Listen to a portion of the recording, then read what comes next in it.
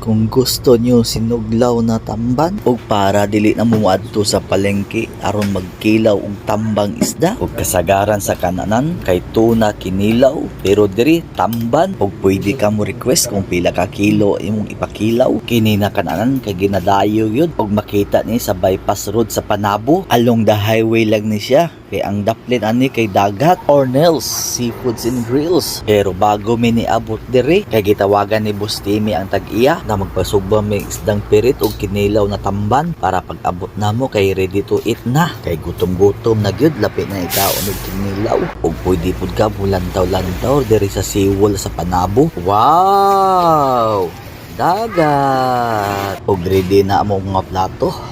kini kung bati na gud ta ug karon giserve na gud ni ate ang request na sinuglaw na tamban ug karon atong tilawan goods kaayo tilok gyud tanan way na hibilin sa makausab hapit na mo sa Ornel's Seafoods and Grills. Yummy.